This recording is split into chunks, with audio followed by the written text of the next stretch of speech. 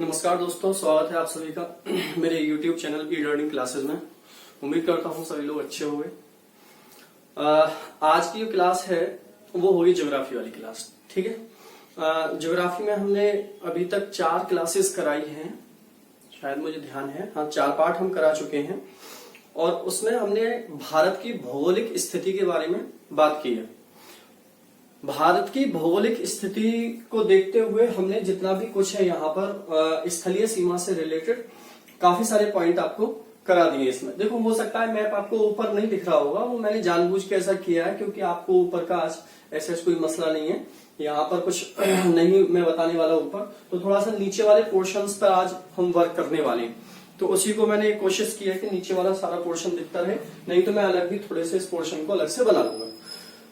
तो देखो दोस्तों, जो भी देख रहे हैं इस चैनल को सबसे पहले सब्सक्राइब कीजिए और वीडियो को शेयर जरूर किया करो। शेयर भी करो और लाइक भी करो, कमेंट भी करो।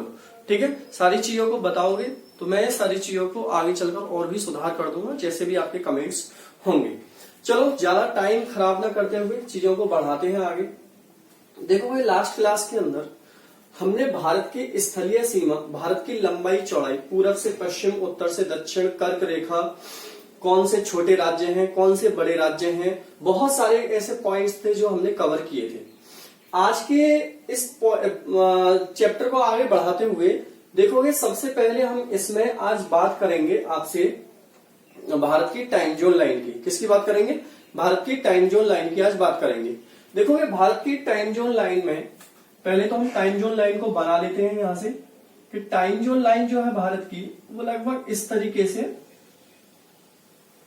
ऐसे करके होती हुई गुजर रही है। यह टाइम जोन लाइन है भारत की। ठीक, इसी तरीके से अगर भारत के यहां पर बात करोगे तो मैं ये आपको अक्षांशीय और देशांतरीय विस्तार पहले ही बता चुका हूं भारत का आपको। ठीक है, लास्ट क्लास में मैंने आपको अच्छे से समझाया था।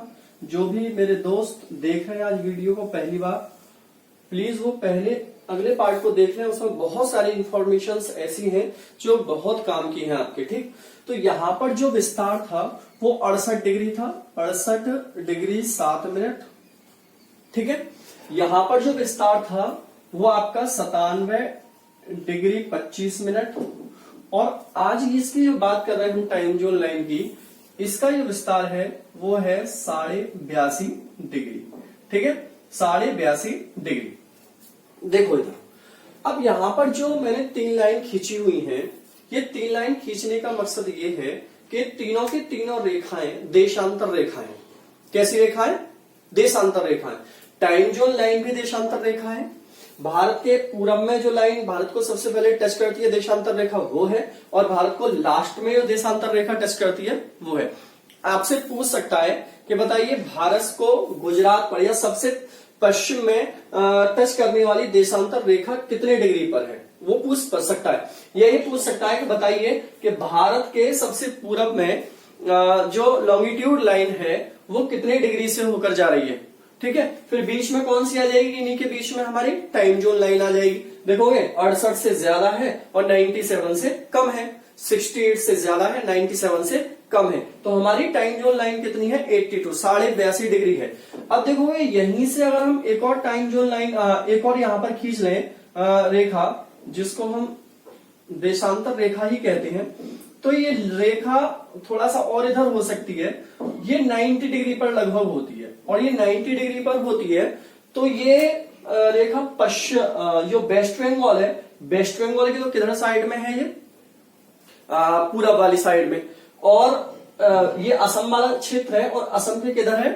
पूरब पश्चिम वाली साइड में है।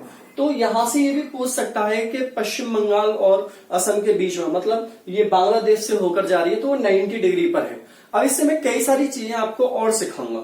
अब देखो, सबसे पहले तो यहां पर ये देख लेते हैं हम कि जो 82.5 डिग्री पर हमारी टाइम जोन लाइन है, वो टाइम जोन लाइन भारत में कहां कहां से होकर जा रही है। तो ये टाइम जोन लाइन जब उत्तर प्रदेश में आती है, सबसे पहले नेपाल होती है, जब उत्तर प्रदेश में आती है, तो उत्तर प्रदेश में ये इलाहाबाद, कहां पर? इलाहाबाद। और इलाहाबाद में ही एक जगह पड़ेगी जिसका नाम है नैनी। कौन सी जगह पड़ेगी? नैनी। इलाहाबाद के नैनी से होते हुए आगे कहां से? ये मिर्जापुर, उत्तर प्रदेश में कहां पर? मिर्जापुर। मिर्जापुर से होते हुए ये उत्तर प्रदेश से निकल आई और उत्तर प्रदेश से आगे जाएगी तो सबसे पहले ये कहां पर आएगी? मध्य प्रदेश में। मध्य प्रदेश के बाद कहां पर आएगी? छत्तीसगढ़। मध्य प्रदेश के बाद छत्तीसगढ़।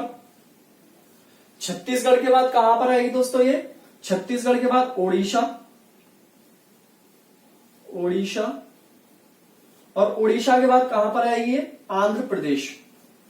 तो मतलब आपसे ये क्वेश्चन पूछ सकता है कि बताइए जो भारत की टाइम जोन लाइन है वो कितने राज्यों से होकर गुजरती है? तो यहां पर कितने राज्य हो गए? ये 5 राज्य हो गए। कितने राज्य हो गए? 5। उत्तर प्रदेश, मध्य प्रदेश, छत्तीसगढ़, ओडिशा और आंध्र प्रदेश। इन 5 राज्यों से होकर भारत की टाइम जोन लाइन जाती है, जबकि इसका मेन पॉइंट जो लिया जाता है वो इलाहाबाद के नैनी और मिर्जापुर से होता हुआ लिया जाता है। इलाहाबाद के नैनी और मिर्जापुर से होकर लिया जाता है। ये है भारत की टाइम जोन लाइन। ठीक है, इस टाइम जोन लाइन को हम बोलते क्या है? देशांतर रेखा बोलते हैं। क्या बोलते हैं? देशांतर रेखा बोलते हैं। अब देखो यहां से छोटी सी बात एक और समझ लेते हैं, थोड़ी सी टेक्निकल बात है। जैसे देखोगे यहां पर एक मैं छोटा सा आपके लिए ग्लोब टाइप का बना देता हूं, पृथ्वी टाइप की बना देता हूं यहां पर, कि हमने ये पृथ्वी बनाई। अब ये पृथ्वी जो बनी हुई है इसको हम बराबर पार्ट्स में डिवाइड करते हैं। जब हम बराबर पार्ट्स में इस पृथ्वी को डिवाइड करेंगे तो जो लाइन इसको बराबर पार्ट में डिवाइड करेगी उसको हम क्या बोलेंगे? इक्वेटर लाइन बोलेंगे। क्या बोलेंगे? Equator line. हिंदी में बोलेंगे इसको भूमध्य रेखा या विषुवत रेखा के नाम से इसको जाना जाएगा। अब ये इक्वेटर लाइन से ऊपर देखोगे, इक्वेटर लाइन से ऊपर जो भी लाइन मैंने आपको बताई थी इस तरीके से इसके समानांतर होंगी, वो सबके सब अक्षांशीय रेखा होंगी। ऐसे करके बताया था मैंने आपको, ये सबके सब अक्षांशीय रेखा होंगी। और इस तरीके से यहां पर एक पॉइंट लिया जाता है 0 डिग्री से, मानी गई है क्योंकि ये सब काल्पनिक रेखा है, कहीं कोई लाइन इस तरीके से खिंची नहीं है, ये सब काल्पनिक रेखा मानी है। तो 0 डिग्री से हमने नॉर्थ पोल से होते हुए एक लाइन ली है और ये लाइन का मेन फोकस या मेन बिंदु जो माना जाता है वो लंदन के ग्रीनविच से माना जाता है। कहां से? लंदन के ग्रीनविच शहर से माना जाता है। ग्रीनविच शहर से माना जाता है। तो लंदन, इसलिए इस लाइन को ग्रीनविच लाइन के नाम से भी जाना जाता है। किस नाम से जाना जाता है? ग्रीनविच लाइन के नाम से भी इसको जाना जाता है। इसको प्रधान यामियोत्तर रेखा भी कहा जाता है। क्या? प्रधान यामियोत्तर रेखा भी कहा जाता है। ठीक है, तो इतना भी याद रखना, टाइम जोन लाइन यही होती है, 0 डिग्री से होकर आती है। अब इस टाइम जोन लाइन के हम किधर साइड में जा रहे हैं? पूरब में, तो भारत आ रहा है। भाई हमारा टाइम जोन के हिसाब से देखोगे तो पूरब वाला भाग है, क्योंकि भारत कहां पर है? यहां पर है। ठीक है ना, तो इसके हम इधर जाएंगे तो पूरब वाला पड़ेगा और इधर के इसके इधर जाएंगे तो पश्चिम वाला पड़ेगा। मतलब आप अमेरिका वाली साइड में जाओगे तो यहां पर ये पड़ेगा। ठीक है, ये कहां से होके जा रही है इसका हम जिक्र जब करेंगे, जब आपको वर्ल्ड पढ़ाएंगे, वर्ल्ड मैप के अंदर date line, time zone line, सारी चीजों का एक एक करके बारीकी से बात करेंगे, कौन कौन से देश से और वो देश कहां पर है उनकी सारी बात की जाएगी। अभी देखो मैं समझा क्या रहा हूं, वैसे तो मैं जब लॉन्गिट्यूड और लैटिट्यूड वाला अलग से पार्ट पढ़ाऊंगा तो क्लियर करूंगा सारी चीजों को, लेकिन इसको समझाने के लिए मैं एक छोटा सा पॉइंट आपको ये समझाना चाह रहा हूं कि अगर पृथ्वी की बात की जाए तो पृथ्वी हमारी 24 घंटे के अंदर एक पूरा चक्कर अपना कर लेती है, एक रोटेशन अपना कर लेती है। 24 घंटे में पृथ्वी एक बार पूरी घूम जाती है अपने ही अक्ष पर, अपने ही एक्सिस पर। जब कोई भी वस्तु एक बार घूम जाए पूरी इस तरीके से तो वो कितने डिग्री का एंगल बनाएगी दोस्तों? वो बनाएगी 360 डिग्री का एंगल। तो मतलब ये हो गया कि पृथ्वी 24 घंटे में कितने डिग्री का एंगल बना रही है? 360 डिग्री का एंगल बना रही है।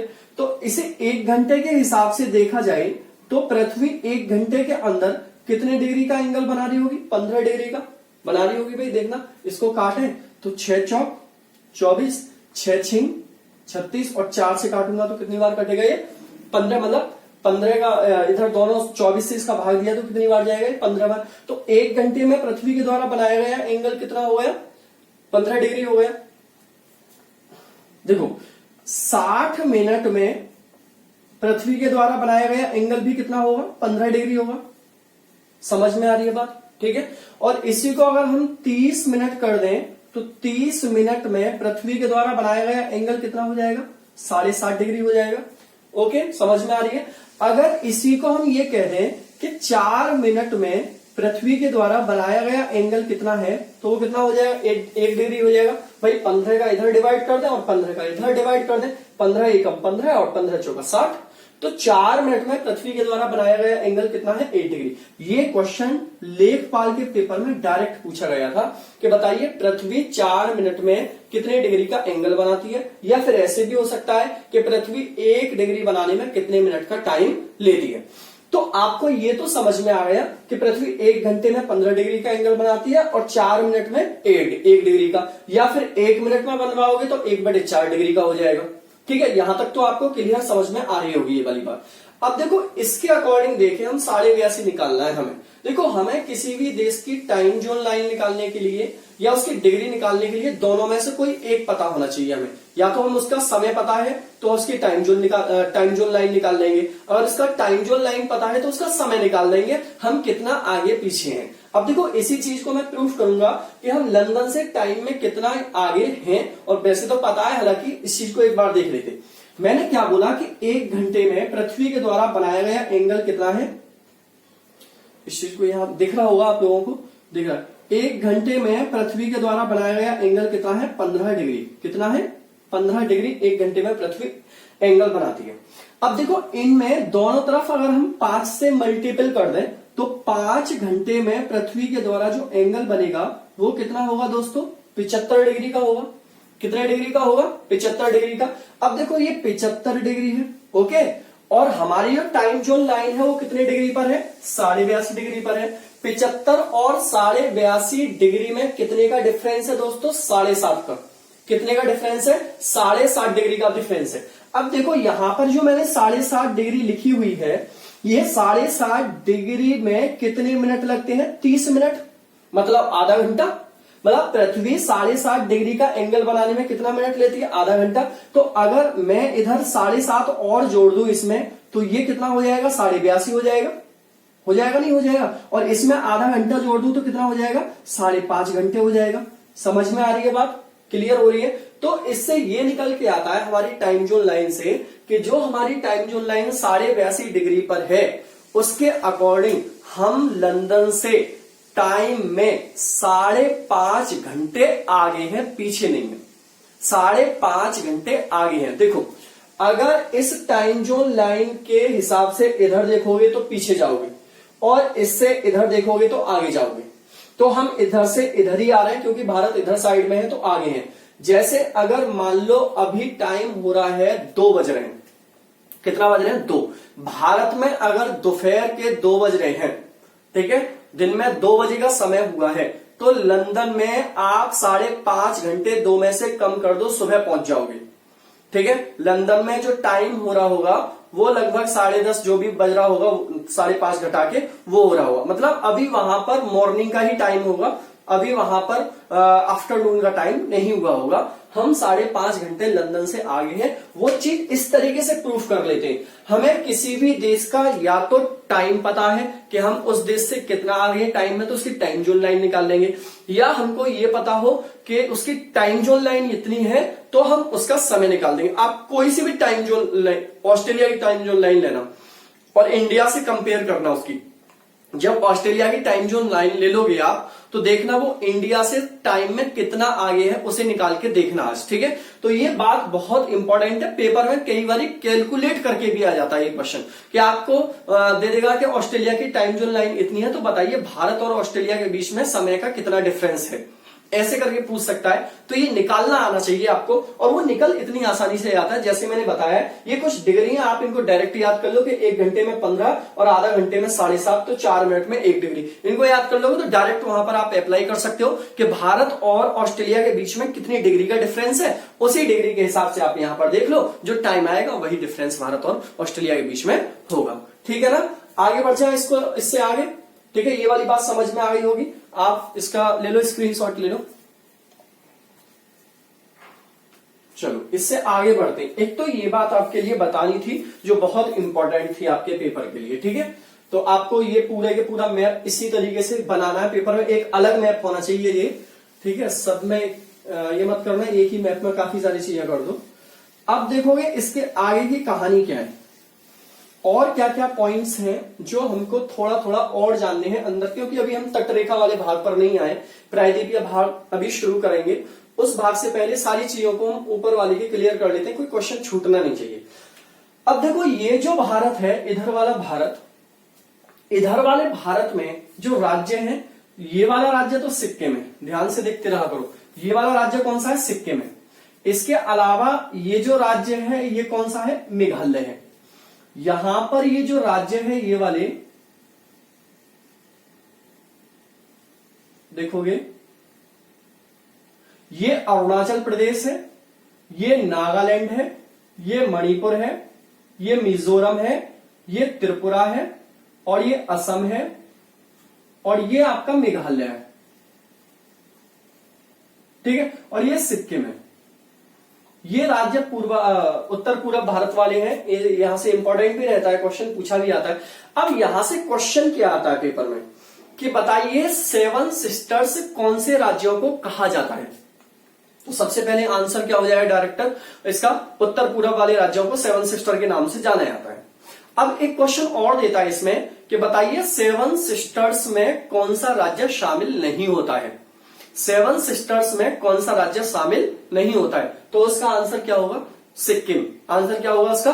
सिक्किम उसका आंसर होगा, उसमें नहीं। अब 7 सिस्टर का मतलब कितने हो गए? 7 राज्य हो गए। कौन कौन से? Number 1 Arunachal Pradesh, number 2 Nagaland, number 3 Manipur, number 4 Mizoram, number 5 Tripura, number 6 Meghalaya, और नंबर 7 असम। इनको हम किस नाम से जानते हैं? 7 सिस्टर्स के नाम से जानते हैं। इतना पॉइंट आपको इसमें याद रखना है। देखो मैंने एक दिन आपको जब बाउंड्रीज पढ़ा रहा था तो मैंने बताया था कि अरुणाचल प्रदेश का पुराना नाम क्या था? नीफे। क्या नाम था? नीफे। तो ये भी याद रख लेना आप कि अरुणाचल प्रदेश का पुराना नाम नीफे है। एक बच्चे ने क्वेश्चन से ये भी पूछा था कि सर यहाँ पर जो भारत और चाइना के बीच की लाइन है उसको क्या हम LAC बोलते हैं? तो हाँ बच्चों, उसको LAC बोलते हैं, लेकिन वो भारत और चाइना नहीं कहलाता है, वो जम्मू कश्मीर और चाइना कहलाता है। तो जम्मू कश्मीर और चाइना के बीच की लाइन को LAC बोल देते हैं। इसका मतलब होता है, फुल फॉर्म होती है line of actual control. Full form क्या होती है इसकी? Line of actual control. अगर आपसे पूछ ले कि लाइन ऑफ एक्चुअल कंट्रोल किस किस के बीच में है, तो आंसर दोगे आप चाइना और जम्मू कश्मीर के बीच में। इसी तरीके से पाकिस्तान और जम्मू कश्मीर के बीच में जो लाइन होती है उसको LOC बोलते हैं। क्या बोलते हैं? LOC बोलते हैं, कश्मीर और जम्मू कश्मीर और पाकिस्तान के बीच में। इसकी फुल फॉर्म होती है लाइन ऑफ कंट्रोल। क्या होती है? Line of control. LAC की फुल फॉर्म क्या होती है? Line of actual control. इसकी फुल फॉर्म क्या होती है? Line of control. क्लियर हो रहा है यहां तक? आगे बढ़ जाए तो देखोगे ये वाला जो पोर्शन में अभी तक आपको समझाता आया हूं, ये बहुत इंपॉर्टेंट पार्ट था। अभी तक हम जो बात करते रहे वो स्थलीय सीमा से रिलेटेड ही बात करते रहे, और ये 5वीं वीडियो है कि जब मैं आपको स्थलीय सीमा के बारे में ही बता रहा हूं, तो आप जान सकते हो कि मैंने कितनी बारीकी से चीजों को कवर करवाया है। अगर आप ठीक से पढ़ते रहे तो आपका कोई पॉइंट यहां से छूटने वाला नहीं है। बाकी बहुत सारी चीजें हैं, अभी लौट कर आएंगे जब हम फिजिकल इंडिया पर, तो फिर पढ़ेंगे कौन कौन सी नदियां कहाँ है, कौन कौन सी झील कहाँ है, कौन कौन सी पर्वत कहाँ पर है, कौन कौन से यहाँ पर दर्रे कहाँ पर है, वो सब एक अलग अलग पार्ट चलेगा। ठीक है, अभी तो हम सिर्फ एक भौगोलिक स्थिति को जानने की कोशिश कर रहे हैं भारत की कि भारत के और पास क्या क्या कैसे कैसे कहां कहां पर है, वो जानने की कोशिश कर रहे हैं। जब एक ओवरव्यू हमारे दिमाग में पूरा बन जाएगा ना, तो हमें कुछ भी पढ़ने में आगे दिक्कत नहीं होने वाली है। चलो शुरू करते हैं एक नया पार्ट आज इसी वीडियो के तहत हम। अब देखो, अभी तक हमने स्थलीय सीमा की बात की, आज मैं आपसे बात करूंगा थोड़ी सी जलीय सीमा वाले पार्ट की। जलीय सीमा वाला पार्ट बोले तो दोस्तों ये पार्ट जिसमें भारत पानी के अंदर है, उस पार्ट की हम बात करेंगे। देखोगे तो सबसे पहले देखो हमें थोड़ी थोड़ी सी बातें क्या जाननी है कि भारत का ये जो हिस्सा है, ये वाला जहां पर मैं ये बनाने की कोशिश कर रहा हूं, ये पूरा यहाँ नीचे आपको हो सकता है थोड़ा बहुत नहीं दिख रहा हो, उससे कोई दिक्कत नहीं है, मैं जब समझाऊंगा नीचे तो पूरा अलग से बनाऊंगा उसको। ठीक है, तो ये वाला जो पूरा पोर्शन है दोस्तों, ये वाला जो पूरा पोर्शन है, ये वाला देखो, ये वाला कहलाता है हमारा अरब सागर, अरब सी, अरब सागर। और इधर वाले पोर्शन को हम बोलते हैं बंगाल की खाड़ी, बंगाल की खाड़ी, वे ऑफ बंगाल, ठीक है ना, वे ऑफ बंगाल, ठीक है, बंगाल। अब देखो इसके अलावा और क्या जानना है इसमें, भाई ये तो हो गया वे ऑफ बंगाल, ये हो गया सॉरी वे ऑफ बंगाल हो गया, ये अरब सागर हो गया, और इसके जस्ट नीचे, भारत के जस्ट नीचे, मतलब दिख नहीं रहा होगा लेकिन भारत के जस्ट नीचे, मैं इस पोर्शन को थोड़ा सा यहां पर बना लेता हूं आपके लिए, ठीक है।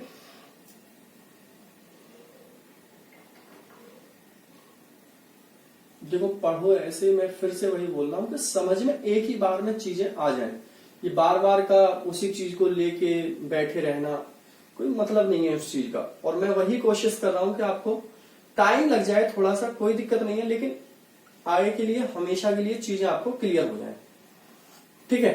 तो हम थोड़ी सी कोशिश ये कर रहे हैं यहां पर कि नीचे वाला पोर्शन बना के और आपको समझा दिया जाए। देखो जो पार्ट्स नीचे वाला नहीं दिख रहा है, मैं उसी पार्ट्स को लेकर यहां पर बात कर रहा हूं।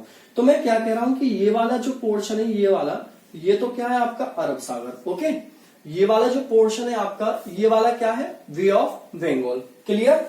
इसमें देखोगे यहां पर इस तरीके से, यहां पर इस तरीके से कौन सा देश लटका हुआ है, श्रीलंका। कौन सा देश लटका हुआ है यहां पर, श्रीलंका। तो ये श्रीलंका भारत से जमीन से टच नहीं है, ये बात विशेष रूप से ध्यान रखनी है आपको।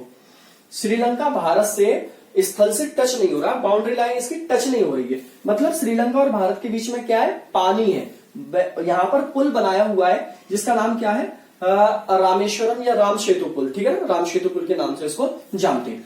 अब देखो यहां पर जो पानी है, हालांकि इस पानी को हम जल संधि बोलते हैं, ये जो पानी है इसको वाटर ट्रीटी के नाम से जाना जाता है। तो भारत और श्रीलंका के बीच में ये वाटर ट्रीटी है दोस्तों, उसको क्या बोला जाता है, पाक स्ट्रेट वाटर ट्रीटी इसको बोला जाता है। देखो यहां पर पाक का मतलब है PALK, पाक, और इसका पाकिस्तान से कोई लेना देना नहीं है। यहां पर पाक का मतलब जल संधि होती है, ठीक है, या इसी को हम क्या बोल देते हैं, पाक जलडमरू मध्य, हिंदी के लिए पाक जलडमरू मध्य भी इसको बोला जाता है। तो ये कई बार क्वेश्चन पेपर में आ चुका है कि बताइए पाक जलडमरू मध्य या पाक स्ट्रेट जल संधि कौन कौन से देशों के बीच में है। तो श्रीलंका और भारत के बीच में जल संधि होती है, हम उसे किस नाम से जानते हैं, पाक जलडमरू के नाम से या पाक स्ट्रेट के नाम से जानते हैं। अब देखो यहां पर जो ये है, देखोगे यहां पर एक खाड़ी है और इस खाड़ी को बोलते हैं दोस्तों मन्नार की खाड़ी, मन्नार की खाड़ी। मतलब आप ये कह सकते हो कि पाक स्ट्रेट और मन्नार की खाड़ी मिलकर ही भारत को श्रीलंका से अलग करती हैं, ठीक है ना, मन्नार की खाड़ी और पाक स्ट्रेट ये दोनों यहां पर मिलेंगे। इसी तरीके से देखो जैसे यहां पर ये पोर्शन बना हुआ है और यहां पर ये पोर्शन बना हुआ है, हाथ की खाड़ी, खंबात की खाड़ी, ठीक है ना, गल्फ ऑफ खंबात, क्या बोलते हैं इसको, gulf of Khambhat, gulf of Khambhat. इसी तरीके से इसको भी क्या बोलेंगे, gulf of Mannar, gulf of Mannar, ठीक है। इसी तरीके से देखो ये जो पोर्शन है जो आपको थोड़ा थोड़ा सा यहां पर दिख रहा होगा, इस वाले पोर्शन को बोलते हैं कच्छ की खाड़ी, कच्छ की खाड़ी, इसको बोलते हैं रन ऑफ कच्छ, ठीक है, रन ऑफ कच्छ या गल्फ ऑफ कच्छ, जो भी बोलना चाहो आप बोल दो, कच्छ की खाड़ी इसको बोलते हैं। अब देखो एक छोटा सा मैं डाउट और क्लियर कर दूं आपको कि यहां पर मैंने खाड़ी के साथ गल्फ लगाया है, यहां पर मैंने खाड़ी के साथ वे लगाया है, ठीक है ना, वे ऑफ बंगाल। तो बंगाल की खाड़ी, तो वे वहां पर लगाया जाता है, वे जो लगाया है मैंने आपको, वे वहां पर लगाते हैं जो खाड़ी का पोर्शन बड़ा होता है, जो खाड़ी का क्षेत्र बड़ा होता है वहां पर बे लगाते हैं, और यहां पर खाड़ी का क्षेत्र छोटा होता है वहां पर गल्फ का यूज करते हैं हम, वहां पर बे का यूज नहीं करेंगे, ठीक है ना, याद रखना इस पॉइंट को भी। अब देखो अब पॉइंट क्लिक करता है हमारे दिमाग के अंदर कि सर ये तो बता दो कि खाड़ी कहते किसको है, खाड़ी कही किस चीज को जाती है। तो देखोगे दोस्तों अभी मैं खाड़ी बताने से पहले दो तीन चीजें और क्लियर करता हूं आपके पॉइंट। जैसे आप ये देख पा रहे हो कि ये जो भारत है ये तीन ओर से पानी से घिरा है, हम जो दक्षिण भारत है इसको मानते हैं कि तीन ओर पानी से भारत घिरा हुआ है। मतलब भारत की जो जमीनी क्षेत्र है दक्षिण वाला, वो 3 ओर पानी से घिरा हुआ है। और ये ध्यान रखना कि जब भी जमीन का कोई क्षेत्र पानी से 3 ओर से घिरा हो, उस क्षेत्र को हम प्रायद्वीप कहते हैं। क्या बोलते हैं? प्रायद्वीप। प्रायद्वीप को हिंदी में, इंग्लिश में बोलते हैं पेनिनसुला। क्या बोलते हैं? पेनिनसुला।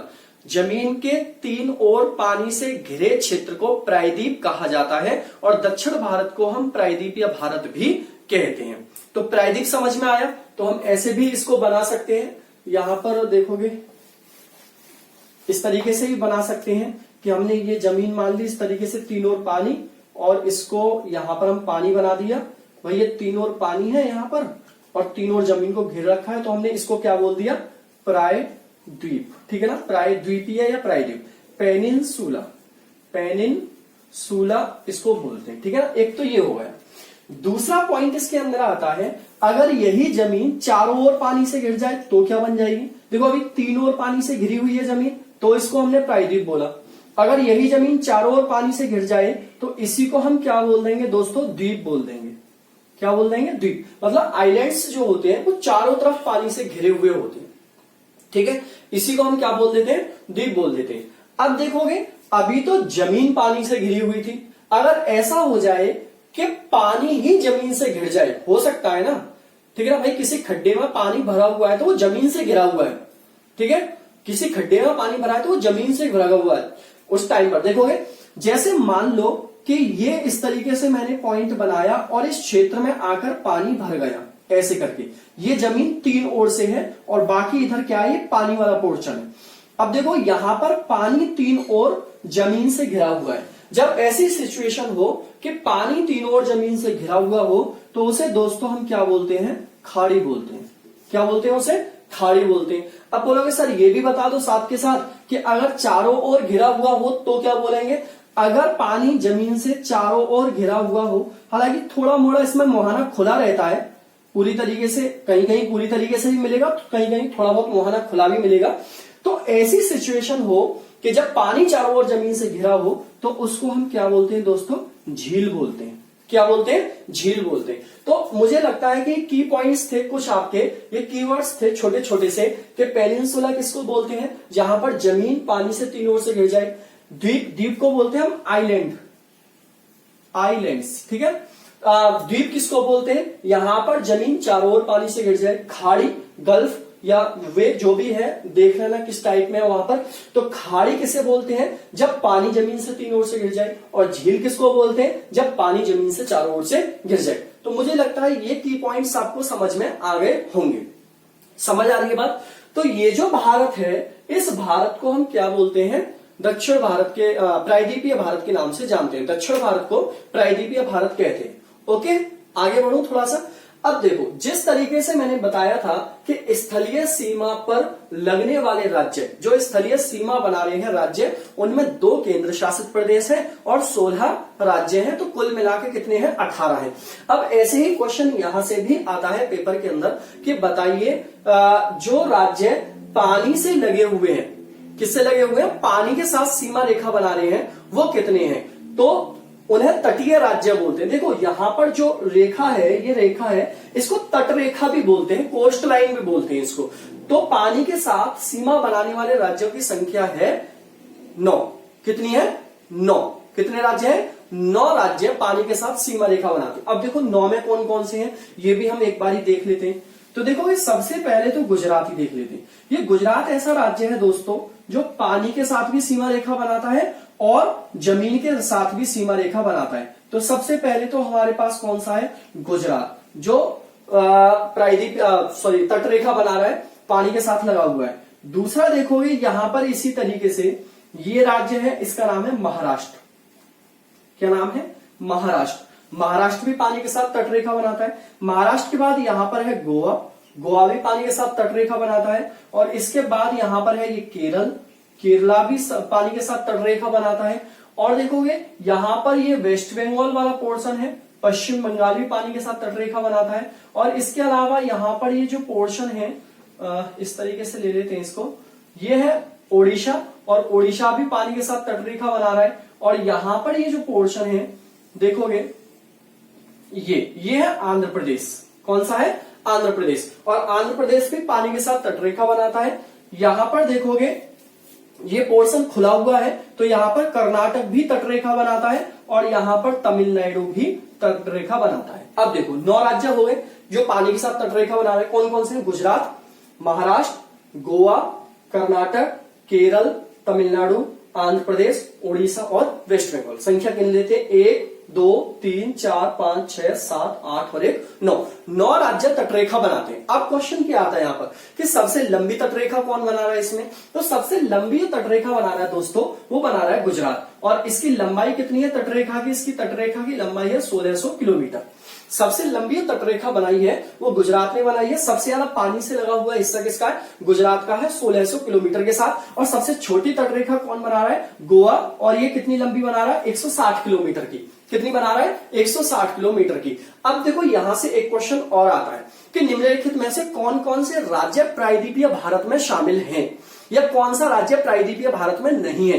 तो मैं प्रायद्वीपीय भारत वाले राज्य आपको बता देता हूं, इन्हीं को याद रखना है। तो प्रायद्वीपीय भारत में महाराष्ट्र है, गोवा है, कर्नाटक है, केरल है, तमिलनाडु है, आंध्र प्रदेश है, उड़ीसा है, वेस्ट बंगाल है और तेलंगाना भी इसके साथ रहेगा। ये प्रायद्वीप मतलब ये जो पोर्शन है ये प्रायद्वीपीय भारत वाला पोर्शन है। इसमें गुजरात को शामिल नहीं करेंगे, गुजरात तटरेखा बनाता है। अब यहीं से एक क्वेश्चन बनेगा आपसे कि बताइए सबसे लंबी प्रायद्वीपीय रेखा बनाने वाला, सबसे लंबी प्रायद्वीपीय सीमा बनाने वाला कौन सा राज्य है? जो सबसे लंबी पेनिनसुलर लाइन बना रहा है उस राज्य का नाम बताइए। और यहां से हम कई बार गलती करके गुजरात ऑप्शन पे कराते हैं और ये गलत हो जाता है। तो इसमें आंसर कौन सा है? आंध्र प्रदेश। आंध्र प्रदेश दोस्तों सबसे लंबी प्रायद्वीपीय सीमा बनाता है। और प्रायद्वीप में आपको बता चुका हूं कौन कौन से राज्य हैं इसके अंदर, और इसकी लंबाई है 974 किलोमीटर। कितनी है? 974 किलोमीटर की सबसे लंबी प्रायद्वीपीय सीमा कौन बनाता है? आंध्र प्रदेश बनाता है। तो देखो एक बारी इसको भी थोड़ा सा स्क्रीनशॉट लो, ठीक है। तो मुझे लगता है कि आज के लिए मैंने जो पढ़ाया है आपको, अभी बस शुरुआत की है आज के पोर्शन में थोड़ी थोड़ी सी दिखाने की। कल मैं डिवाइड करूंगा कि गुजरात की तट सीमा को क्या बोलते हैं, महाराष्ट्र गोवा की तट सीमा को क्या बोलते हैं, केरला की तट सीमा, कर्नाटक, इनके नाम क्या क्या है, ठीक है। ये कौन सा घाट है, ये कौन सा घाट है, ठीक है। यहां पर जितने भी क्वेश्चन पॉसिबल है, इसकी लंबाई कितनी है, टोटल लंबाई कितनी है, अंडमान निकोबार द्वीप समूह की बात करेंगे, लक्षद्वीप की बात करेंगे, बहुत सारा इसमें पढ़ने के लिए भी आपको बाकी है। तो मैं उम्मीद करता हूं कि आज आपको ये वाली बातें समझ में आई होंगी। 1-2 बार वीडियो को देखकर इसे अच्छे से करोगे क्लियर, क्योंकि आगे जो पोर्शन होगा वो बहुत समझने वाला पोर्शन होगा, इसलिए इसको आज ही आप क्लियर कर लोगे। और बताओगे मुझे कमेंट बॉक्स में कि आपको कैसा लगा आज का पोर्शन, ठीक है। चलो यहीं पर मैं विदा लेता हूं आपसे और मिलते हैं फिर अगली वीडियो में। Tata, bye bye and take care.